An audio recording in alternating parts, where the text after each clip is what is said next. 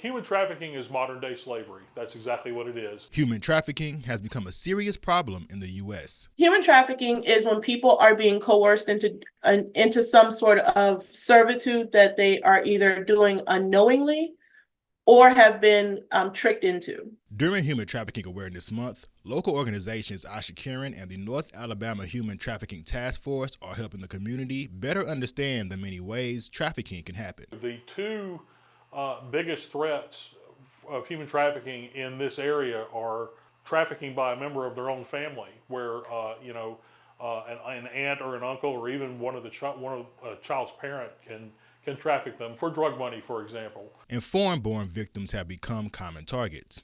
We find that those are people that can become victims of human trafficking quite easily, because a lot of times they are kind of enticed with the idea of coming to the United States or getting a certain type of work, only to get to wherever that destination is and realize that they've been labor trafficked, essentially. The internet has a big role to play.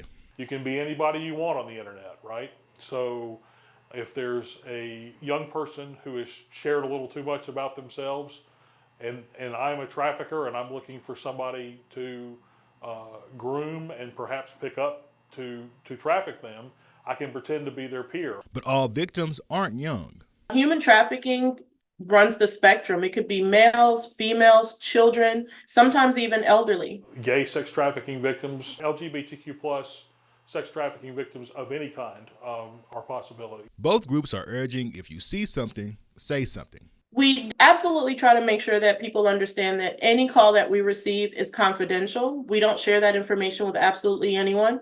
Obviously, if we need to share it with law enforcement or those types of entities, we explain the reason why. And we also offer the language services. We ask people anything that doesn't feel right, it doesn't feel like this person may be in control of their situation, we ask people to go ahead and contact law enforcement, because if you're wrong, it's just a momentary moment of embarrassment, but if you're right, you might have saved that person's life.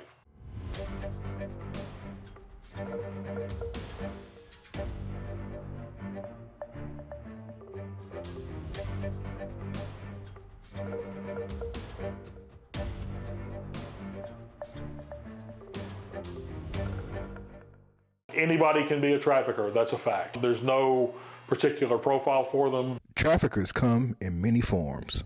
It is true that most sex trafficking victims are female, but there are also male sex trafficking victims, gay sex trafficking victims, LGBTQ plus sex trafficking victims of any kind are possibilities. But statistics, as far as cases are concerned, are hard to come by. Everybody always wants to know about the statistics. That's the big thing, is what's happening. You know, I understand this is a big problem, but what's happening right here on the Parkway? What's happening right here on University Drive? The two reasons statistics are hard to come by is, one, when human trafficking is succeeding in an area, it's invisible. You can't see it. If you want a murder rate for an area, you can count bodies. But with human trafficking, it's completely invisible. Williams goes on to share how current laws play a role. The other thing is, while we have strong laws against human trafficking, a lot of times law enforcement will get human traffickers in custody, and if it's easier to get them on a racketeering charge, for example, or a kidnapping charge, if that's got teeth and they can make that stick, they're going to want to stick them with whatever's going to get them in prison. And that may be something other than human trafficking. The best way that we know what's happening is talking to investigators, talking to care providers who deal with these victims every day. And we have those kinds of people on our task force. And groups like the North Alabama Human Trafficking Task Force help to provide that aid. We're to raise awareness, to help people know what to look for. The first thing that we will do is contact law enforcement. That's what I strongly encourage people to do. If they think that that's going on, is you can call your city police, you can call county sheriff, you can call the Department of Homeland Security, and just tell them you believe you're witnessing human trafficking and tell them what's going on.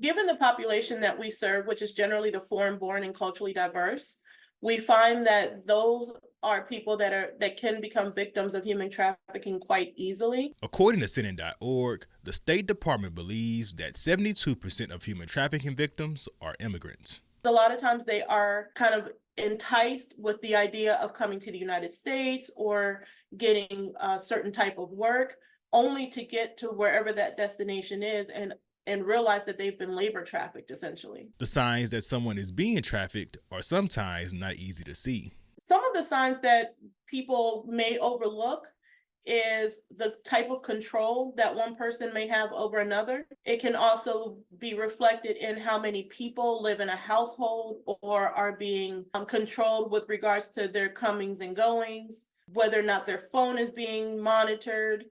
Those types of things can be signs. And reaching out for help is often intimidating, especially with language barriers. As far as why it's difficult to report it in general, selling access to a human being is very, very valuable, and the traffickers take tremendous precautions to keep it a secret and to keep the victim compliant. Many times the victims do not speak English fluently, so we try to make sure that they are aware that we can provide services in their language, even if it's just to figure out or understand what it is that's going on, and then offer them the resources from there. Asha Karen is one of many organizations that help many victims, including the foreign-born. So Asha Karen is one of the organizations that supports human trafficking victims throughout the state of Alabama. We also work with other organizations throughout the state because obviously not everything is happening here in Huntsville where we are. We provide shelter, emergency shelter, direct service resources, in addition to language assistance. And these groups are all working together for one common goal. There are several organizations and agencies that are working to combat human trafficking. We actually collaborate with the Human Trafficking Task Force, the Attorney General's Human Trafficking Task Force Alliance. So we are in collaboration with several organizations that are all working for the same goal, which is to bring these victims to safety.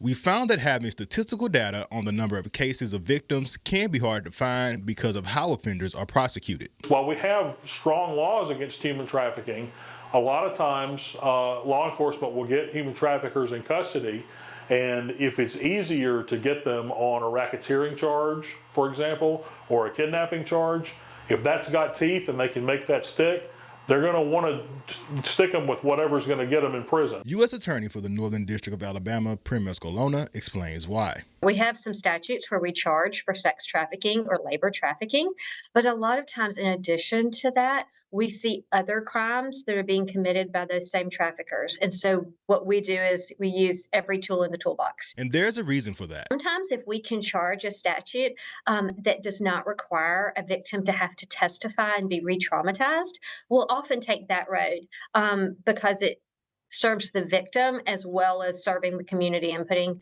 that trafficker behind bars. And the process has many moving parts. So it comes to us in a variety of ways. There are really two federal agencies that do a lot in the area of human trafficking.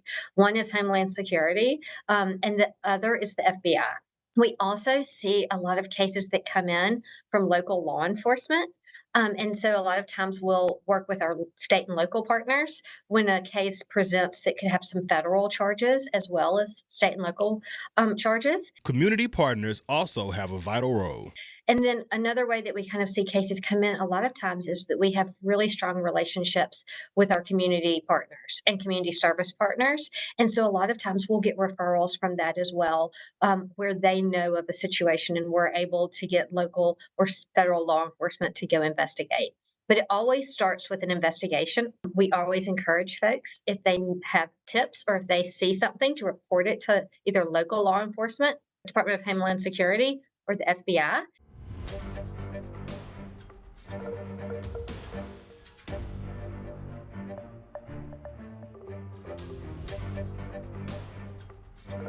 Throughout the month of January, we have been discussing human trafficking awareness, and U.S. Attorney for the Northern District of Alabama, Prim Escalona, shares it all starts with education. I think part of it is just shining a light on it and bringing attention to it and educating people to be aware of what's happening, because I think everybody thinks, oh gosh, this would never happen in my community. And it happens in every, community in our state. And it could happen to anyone. Everyone should be vigilant about that in their families and in their communities. But unfortunately, we often see it for people who are in marginalized communities and have less of what is a voice, perhaps. And so we see it with individuals, children who are runaways, who are homeless, children who maybe are in the juvenile justice system already or don't have the supports in place from a family. On the adult side, we often see it in marginalized and minority communities. Unfortunately, sometimes we see the elderly who are in the place of loneliness, and so they're often a vulnerable victim as well. Escalona shares how vital community partners are in helping protect victims. Oftentimes we do that through multidisciplinary team approaches. So we'll have a group that will meet sometimes monthly, sometimes more often, that involves community partners, local law enforcement, where they can share information and kind of build those relationships. And then they know who to call and when to call.